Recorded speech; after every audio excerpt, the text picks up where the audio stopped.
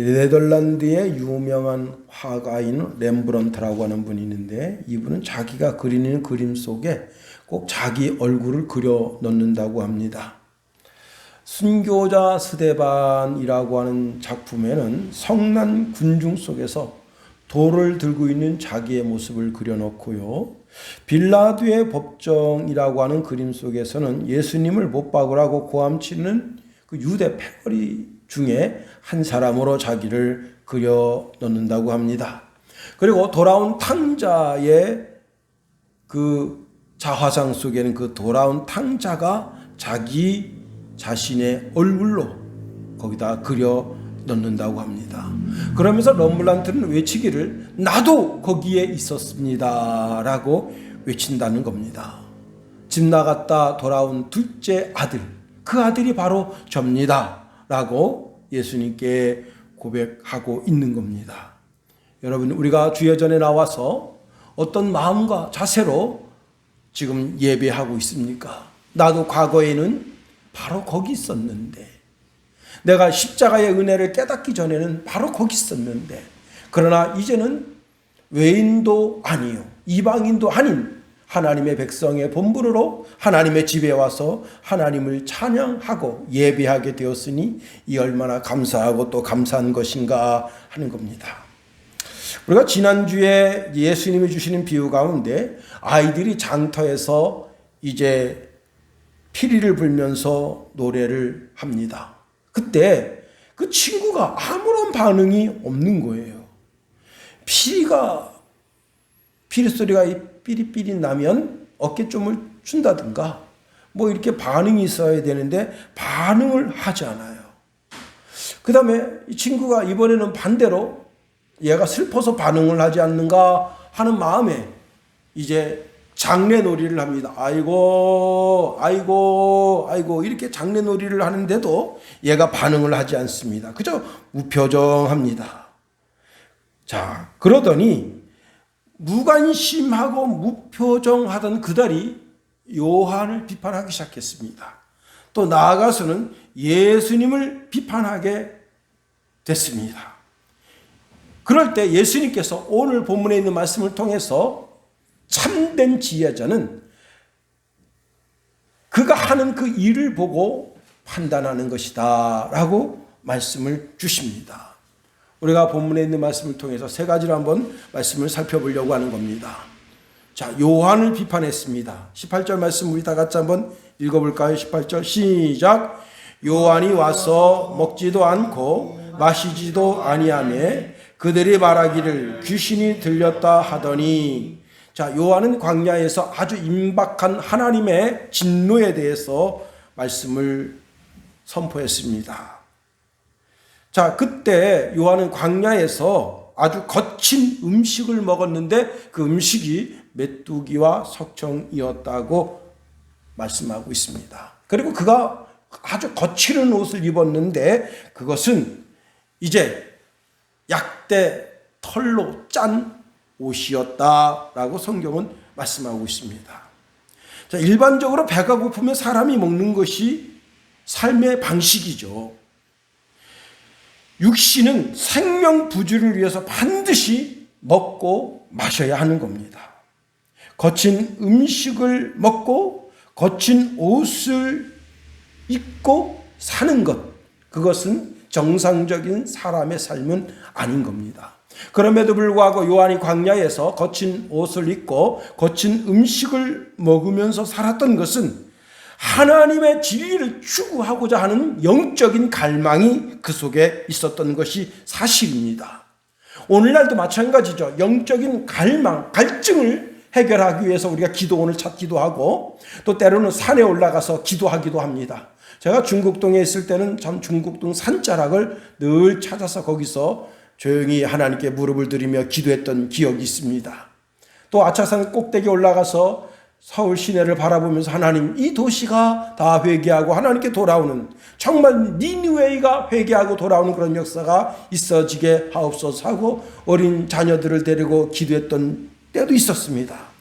자, 뭐하러 그 높은 아차산을 올라가며 그 산자락에 바라보는 도시를 향해서 눈물지며 기도합니까? 그것은 한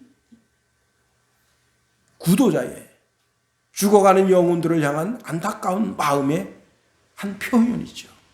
요한이 그와 같은 거예요. 그런데 이들이 요한을 그런 진리를 찾는 진정한 하나님의 사람의 모습으로 그를 바라보지 아니하고 그에게 귀신 들렸다고 하면서 그를 비난하기 시작했다고 하는 겁니다. 당시 요한은 나시인으로서 개인적으로 어떤 식사의 초대에도 응하지 않았던 것으로 그렇게 말씀하고 있습니다. 경건하게 살기 위해서 독주를 멀리하고 금욕적인 생활을 한 것도 사실입니다. 그는 나시린 규례를 따라서 금욕적인 절제 생활을 하면서 주의 길을 예비하며 회개하라, 천국이 가까웠다고 하나님의 말씀을 외쳤습니다. 그런데 그가 광야에서 아주 거친 음식을 먹습니다. 그런데 그 음식마저도 풍성하게 먹지 못하게 되니까 사람이 빼빼 마를 수밖에 없는 거예요. 그런데 그렇게 빼빼 마른 요한의 모습을 보면서 요한이 귀신 쓰임을 받았다고 하는 거예요. 특히 요한에게는 슬픔의 귀신이 쓰였다라고 그들이 이제 요한을 비난하고 나선 겁니다. 우리말에 이런 말이 있습니다. 코에 걸면 코걸이, 귀에 걸면 귀에 귀걸이라는 말이 있어요. 비난하기 위해서는 어떤 주제를 가지고도 꼭 비난의 대상으로 삼는 거예요.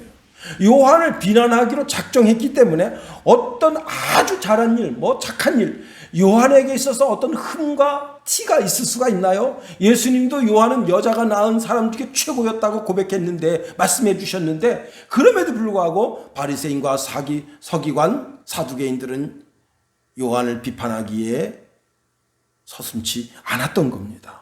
왜? 그를 비판의 대상으로 삼았던 거예요.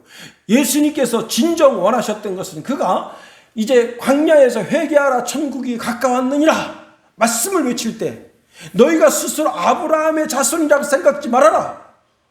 하나님은 능히 돌들로도 아브라함의 자손이 되게 하시리라. 이미 도끼가 나무 뿌리에 놓였으니 열매 맺지 아니하는 나무마다 다 찢겨서 불에 던져지게 된다고 엄한 말씀을 할 때 많은 군중들은 우리가 어떻게 하면 되겠습니까? 하고 머리를 조아리고, 또 군인들도 우리가 어떻게 하면 되겠습니까? 세리들도 와서 우리가 어떻게 하면 되겠습니까? 라고 자기 자신을 뉘우치면서 회개의 모습을 보였지만 그들은 무표정한 모습으로 요한을 바라보고 후일에 요한에 대하여 요한이 귀신 들린 자라고 그를 폄하하기 시작했다고 하는 겁니다. 여러분, 그런데 비판하기 시작하면 하나님의 역사는 거기서 더 이상 일어나지 않습니다. 비난은 그 어떤 역사도 일으키지 못해요. 칭찬은 고래도 춤추게 한다 하잖아요. 칭찬은 절망 속에 있는 한 어린아이를 일으켜서 한 시대의 반듯한 인물로도 만들 수가 있어요. 그런데 그 아이를 계속 비난해 보세요. 그럼 그 아이가 어떻게 되느냐? 나라와 민족을 망가뜨리는 그런 위대한 인물이 될 수가 있는 거예요. 칭찬과 비난은 그와 같은 겁니다. 이스라엘 백성들이 애굽을 떠나서 광야에 있었을 때 12명의 정탐꾼을 뽑아서 가나안 땅을 정탐하겠습니다. 그들이 40일 만에 돌아왔는데 얼마나 포도송이가 컸던지 두 사람이 큰 작대기에 그 송이를 꿰매고 돌아올 정도로 포도송이가 그렇게 알이 굵고 아주 최상의 포도 열매를 맺었던 겁니다. 그래서 그 포도송이를 또 과일을 내려다 놓고는 백성들에게 말합니다. 우리가 그 땅에 가보니 과연 그 땅은 젖과 꿀이 흐르는 땅이었더라. 그런데 그 다음부터 10명이 그 땅을 비평했습니다. 악평했다고 성경에 말하고 있습니다. 그런데 하나님께서 그 악평한 그들을 가나안 땅에 들이지 아니하시고 그들이 죽기를 기다리셨다는 거예요.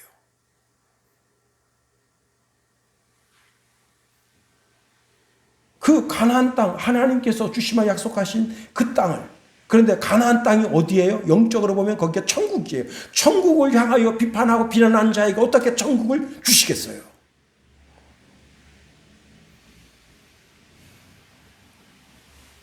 남춘천역 앞에 보면 춘천시에서 짓고 있는 여러 주택의 모델링이 있어요. 모델 주택이 있습니다. 많은 사람들이 거기 가서 그 모델이 되는 주택들을 구경을 합니다. 그리고 마음에 들면 그 주택을 사는 거 아니에요. 그 모델인 주택은 이 땅에서 내가 그걸 보지만 얼마 후에 2년이 됐든 3년이 됐든 그 주택이 내 주택이 되는 거예요. 천국도 그와 같은 거예요. 우리가 교회에서 천국을 맛보며 살다가 우리의 육신이 흙으로 돌아가고 우리 영이 하나님의 창조 안에 붙들림 받을 때 영이 하나님의 나라에 들어가게 되는 거예요. 그런데 천국이 없다 하고 천국을 비판하고 비난하면 하나님이 어떻게 그런 사람을 천국에 들이시겠는가 하는 겁니다. 하나님은 비난자를 다 죽기를 기다리셨습니다. 그리고 여호수아와 갈렙 그리고 하나님의 능력의 지팡이를 가지고 마치 자기 자신이 반석에서 샘물을 내는 것처럼 분노하면서 반석을 쳤던 모세도 가나안 땅에 들어가지 못하게 하신 겁니다. 그것도 그런 분노의 마음도 사실은 하나님께 합한 마음 아닌 겁니다. 두 번째로 이들은 예수님도 비난했다고 하는 겁니다. 우리 19절 말씀 다 같이 한번 읽어봅니다. 19절 시작. 인자는 와서 먹고 마시매 말하기를 보라 먹기를 탐하고 포도주를 즐기는 사람이요 세리와 죄인들의 친구로다 하니 지혜는 그 행한 일로 인하여 옳다함을 얻느니라.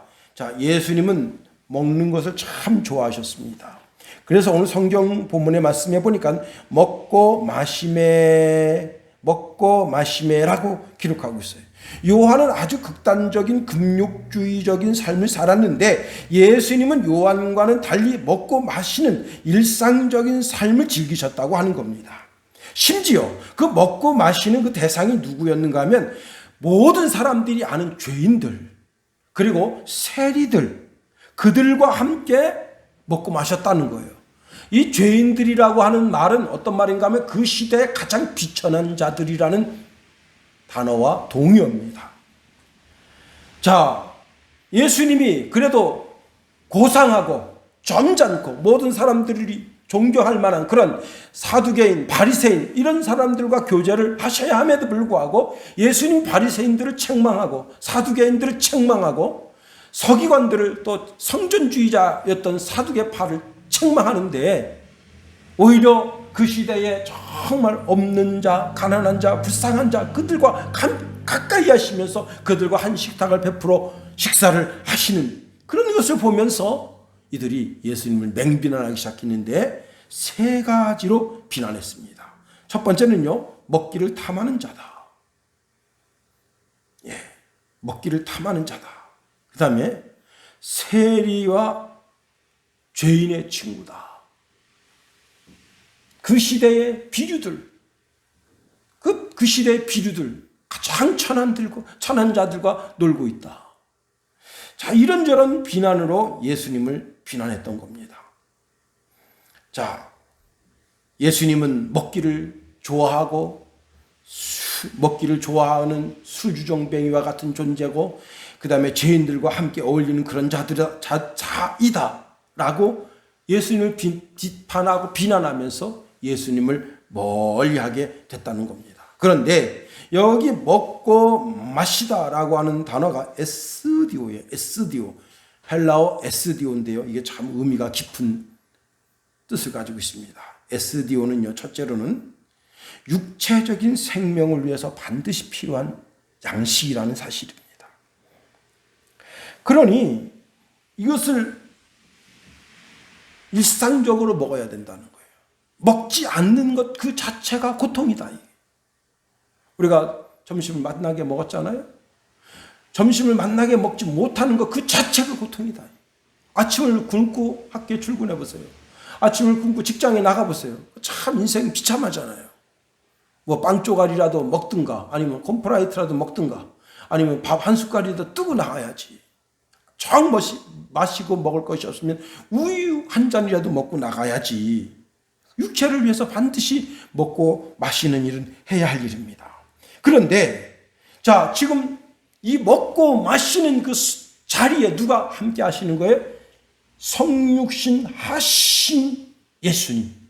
그 예수님이 함께 하시는 거예요.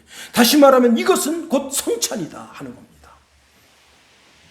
여러분, 이 성찬을 통해서 하나님께서 우리와 교통하시기를 원하시고 하늘의 신령한 것들을 우리에게 주기를 원하신다. 그래서 초대교회는 예수님과 함께 식탁을 베풀고 식탁에서 먹고 마시는 것에 대하여 이것은 불멸의 약이라 했어요. 불멸의 약. 그리고 해독제인 하나의 빵을 땜으로써 우리는 사망하지 않고 예수 그리스도 안에서 영원히 살게 된다라고 이야기한 겁니다. 뭐가요? 에스디오, 먹고 마시다. 먹고 마시다는 불멸의 약이고 해독제인 하나의 빵을 땜으로써 우리는 사망하지 않고 예수 그리스도 안에서 영원히 살게 되는 증표다, 사인이다. 그렇습니다. 예수님과 함께 먹고 마시는 그것 그 자체가 성례전이에요. 성찬식이에요. 예수님은 자신이 많은 사람들이 먹고 마셔야 할 대상이라고 말씀하셨습니다. 이스라엘 백성들이 광야에서 40년 동안 만나를 먹었지만 죽었다 했어요. 그러나 그 만나가 보여주는 것이 어떤 영적인 의미가 있는데 우리가 먹어야 될 참된 양식이 있다는 사실을 보여주는 거예요. 이스라엘 백성들이 출애굽하면서 반석에서 샘물을 내서 먹었는데 그 샘물은 어떤 영적 의미가 있는 거예요. 그것이 바로 예수님의 피를 상징하는 겁니다. 그러시면서 우리에게 주시는 말씀이 너희는 무엇을 먹을까, 무엇을 마실까, 무엇을 입을까 염려하지 마라. 이는 다 이방인들이 구하는 것이라. 너희 천부께서는 이 모든 것이 너희에게 있어야 할 줄을 아신다 하셨습니다. 그러시면서 너희는 먼저 그의 나라와 그의 의를 구하라. 그리하면 이 모든 것을 너희에게 하나씩 하나씩 더하여 주신다 말씀하셨습니다. 여기서 아주 주의할 것이 있어요. 기독교적 신앙생활은 금욕적인 신앙생활이 아니라는 사실입니다. 오히려 즐거운 공동 식사를 통해서 교제를 나눌 때 그 교제의 식탁을 맞서게 될 때 거기에 하나님이 함께 하시는 거예요. 우리가 공동 식사를 함으로 친교를 가지고 거기에 주님이 함께 하심으로 말미암아 영으로 우리는 그 식탁에 참여함으로 우리는 날마다 시간마다 아침과 점심과 저녁을 나눔으로 그 속에서 우리는 주님이 함께 하시는 성찬에 참여합니다. 그래서 우리가 식사를 하기 전에 식사 기도를 하면서 이 식탁을 베풀어 주신 하나님의 은혜에 감사하는 거예요. 그런데 여기서 아주 중요한 것이 있습니다. 고린도 교회는 먹고 마시는 것에 대한 문제가 발생했어요. 뭐냐? 우상 제물에 관한 것입니다. 고린도 교회 어떤 파당 가운데 믿음이 좋은 사람들은 나는 우상 제물을 먹어도 괜찮고 우상이 있는 제단에서 마셔도 괜찮다. 먹고 마시는 문제를 자기가 신앙이 강하다라고 하는 어떤 사인으로 드러내기를 좋아했어요. 바울이 이런 이야기를 합니다. 고린도전서 10장 21절에 보니까 너희가 주의 잔과 귀신의 잔을 겸하여 마시지 못하며 주의 식탁과 귀신의 식탁에 겸하여 참여하지 못하리라. 사람은 반드시 어딘가 소속을 두고 있다는 거예요. 하나님께 소속을 두고 있든지 아니면 귀신에게 소속을 두고 있든지 일부러 귀신의 제단에 가서 그 제단에 난 믿음이 강한 사람입니다. 믿음이 든든한 사람입니다. 그래서 저는 여기서 이 제단에 그 제단의 고기가 뭐냐? 다 그 귀신에게 바쳐졌던 고기예요. 그 떡이 무슨 떡이냐? 귀신에게 바쳐졌던 떡이에요. 그 포도주가 무슨 포도주냐? 다 귀신에게 바쳐졌던 포도주예요.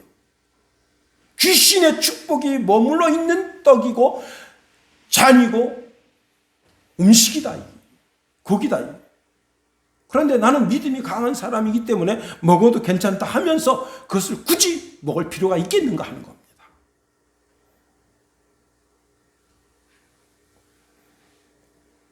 혹 제단에 드려졌던 음식이라도 시장에서 팔게 될 경우 그것은 먹어도 문제가 되지 않는다 했습니다.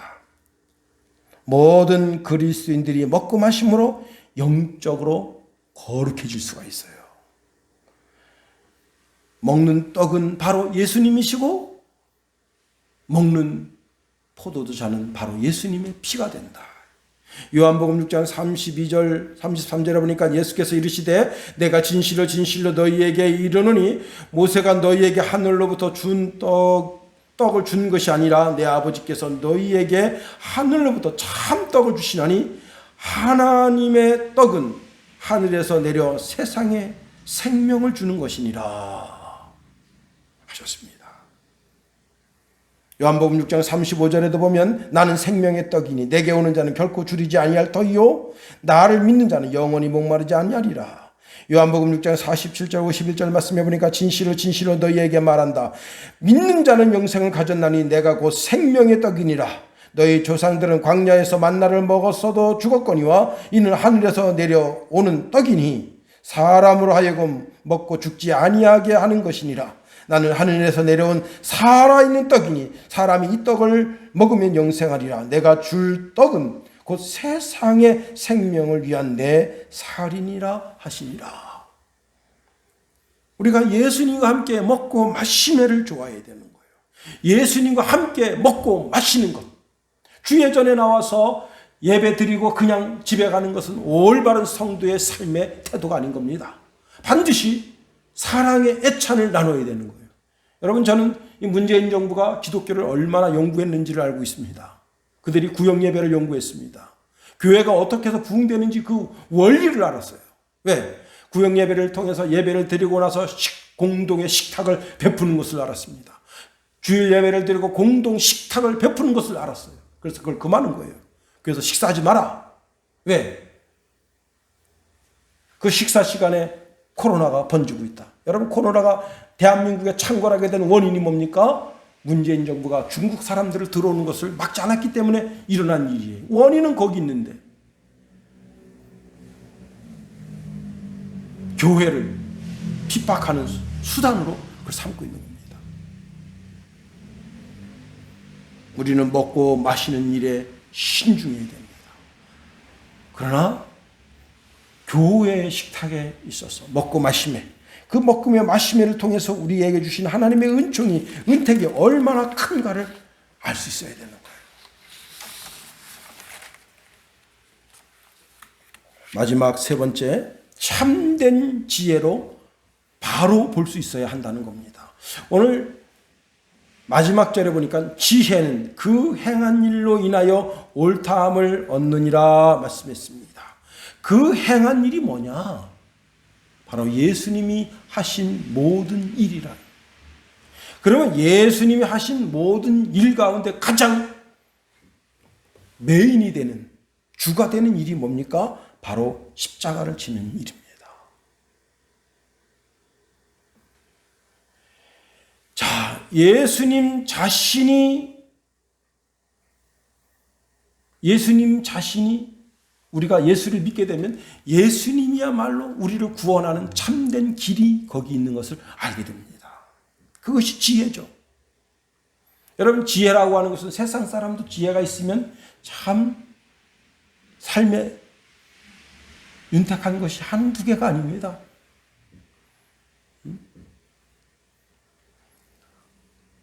여러분도 참 지혜로운 삶을 살게 되길 예수님의 이름으로 축원해 드립니다.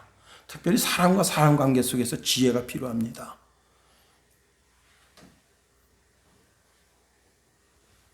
여러분, 말하기 전에 짧게 하나님께 기도하고, 하나님, 내가 어떤 말을 할까요?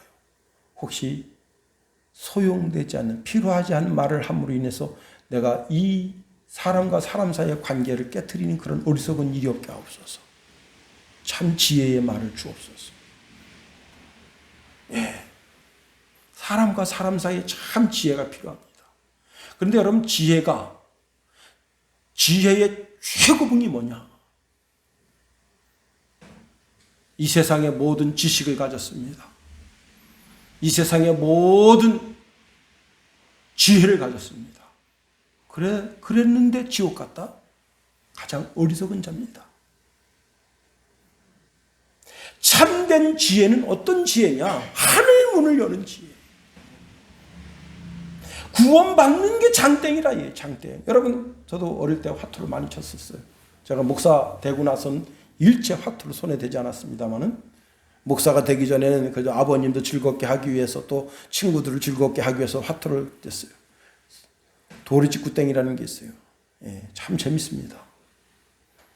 그런데 거기서 최고가 땡이에요. 장땡. 10자리 2개 잡으면 그 사람이 그날 승자가 되는 겁니다. 멋지죠? 응? 인생의 승자. 화투판의 승자가 돼도 기분이 좋은데 인생의 승자가 되면 얼마나 기분 좋겠어요. 그런데 영혼의 승자가 되면 얼마나 더 기쁘고 즐겁겠어요. 그것이 뭐냐? 이 세상의 모든 지식이 없어도 좋아요. 이 세상에 모든 지혜가 없어도 좋아요. 근데 예수님 한 분만 있으면 그게 참된 지식이고 참된 지혜라. 응? 그걸 오늘 본문에서 말씀하고 있는 거예요. 너희들이 요한을 보고 비판하고 비난하고 요한을 향해서 삿대질을 하는 그것이 옳은 것이 아니야. 요한이 하나님의 말씀을 증거했을 때 그 말씀에 반응해서 회개하고 하나님의 나라의 하늘 길을 열었더라면 얼마나 좋았겠니? 예수님께서 자기 자신을 가리켜서 말씀하시는 거예요. 그래, 내가 술을 먹고 떡을 먹고 그렇게 음식을 다 많은 사람이었을지도 몰라. 내가 때로는 세리들을 만나고, 그리고 내가 때로는 너희들이 말하는 죄인들을 만나면서 그들에게 먹고 마시며, 다시 말하면 성찬을 베푸는 일을 했는데, 그들을 통해서 그들은 하나님의 나라로 가는 참된 길을 찾았다. 너희들도 그 길을 찾았다면 얼마나 좋았겠니? 하는 말씀을 하시는 거예요. 참된 지혜는 무엇이냐? 그가 행한 일로 인하여 옳다함을 얻는다 했어요. 바로 예수님이 참된 지혜인 겁니다. 예수를 아는 것이. 하나님은 예수님을 천사보다도 못하게 지으셨어요.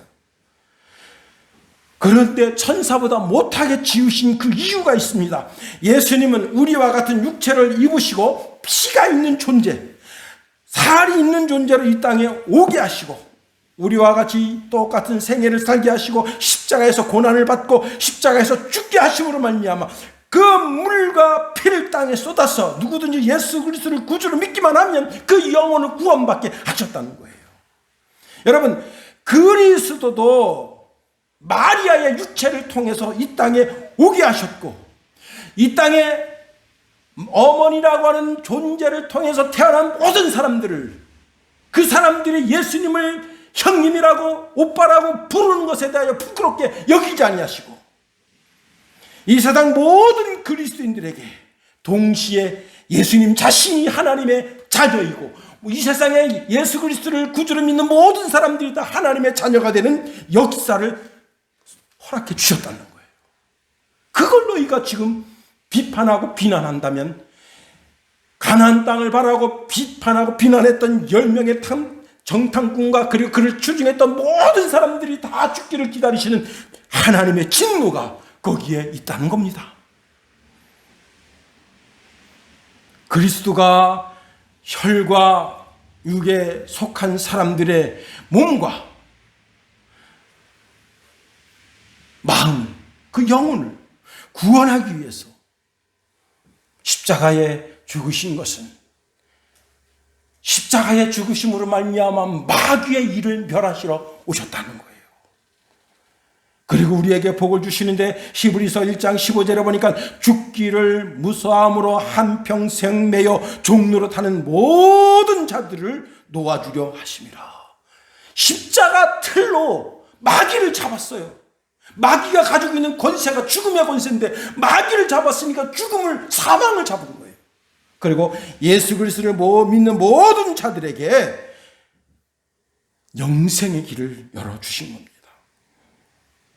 더 나아가 우리와 같은 육체를 가지고 하나님 앞에 신실한 대제사장이 되셔서 자신의 피를 성수의 뿌림으로 말미암아 그 피를 믿는 자는 다 용서함 받게 해 주셨다.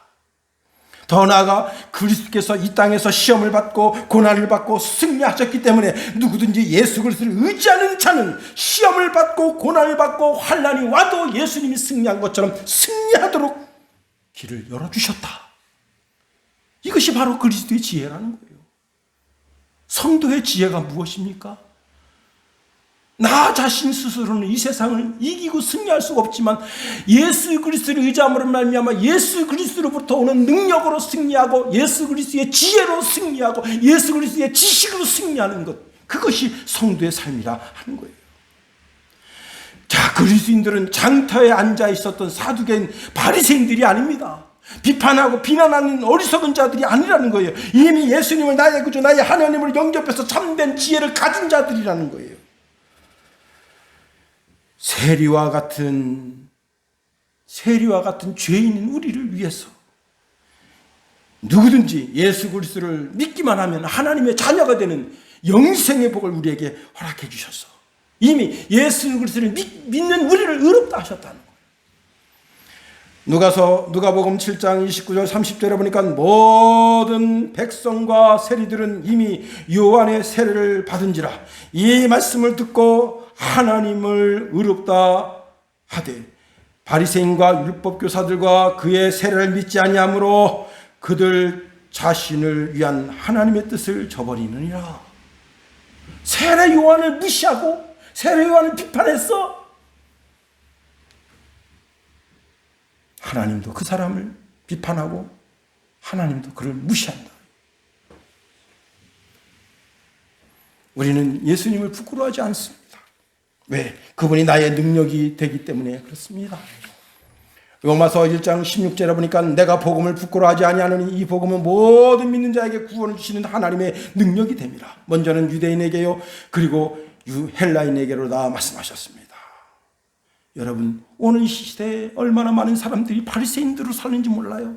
얼마나 많은 사람들이 사두개인으로 사는지 몰라요. 서기관으로 사는지 몰라요. 아니 심지어 목사라도 부활을 믿지 않습니다. 영생을 믿지 않아요. 왜? 목사직이 자기 먹고 사는 직업이에요.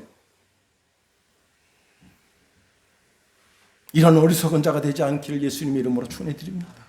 여러분, 십자가야말로 모든 그리스도인들의 참된 지혜고 참된 능력이 그 십자가로부터 나오는 것입니다. 그래서 오늘 본문에 예수님께서 이렇게 말씀하시는 거예요. 지혜는 그 행한 일로 인하여 옳다함을 얻느니라. 그렇습니다. 여러분 잘 들으세요. 사람이 자신이 이득이 되지 않는 곳엔 투자하지 않아요.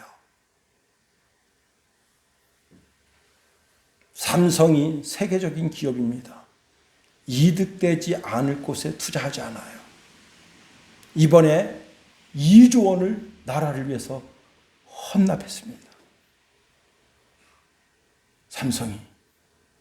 그리고 이건희 회장이 그동안 모았던 그림, 그게 8조 원어치 가능성이 있다, 그렇게 하는 분도 있고 16조가 된다고 하는 분도 있습니다. 그걸 다 나라에다 환원했어요. 기부했어요.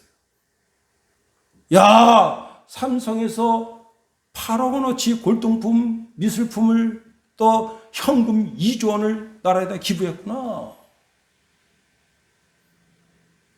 그러나 삼성이 뭔가 이득이 생기니까 그걸 기부한 거예요. 사람은 그렇다고요. 그러면 그리스도인들은 어떤 이득을 위해서 자기 전생애를 그리스도에게 거느냐. 응? 여러분 예수 믿는 사람들은 자기 전생애를 예수께 거는 거예요. 자, 내 전생애를 예수님께 투자하는 거예요. 왜 그런 거예요 도대체? 심지어 예수님께서 자기 살을 뜯어서 이것을 받아 먹어라 말씀하기도 전에 예수님의 살을 뜯어 먹으려고 달겨들고, 예수님이 자신의 피를 상징하는 포도주를 잔에 따라서 제자들에게 줄 때 예수님이 주시기도 전에 그 잔을 빼앗아 마시려고 하는 그런 열정이 왜 우리 속에 있는 거예요? 그것은 바로 영생 때문에 그렇습니다. 우리가 왜 주일날 이 황금 같은 시간에 교회에 나와서 꾸벅꾸벅 졸면서 졸린 눈을 비비면서 내가 졸지 말아야 되는데, 그러면서 그 말씀 들으려고 그냥 눈을 깨순주르 떠서 목사를 바라보고, 그것도 모자라서 집에 가서 큐티를 하고 성경을 읽고, 또 심지어 어떤 사람은 이제 유튜브에 올라와 있는 말씀을 들으면서 왜 그런 거예요? 단 한 가지 목적. 내 생의 최고의 이득, 영생을 얻기 위함인 거예요.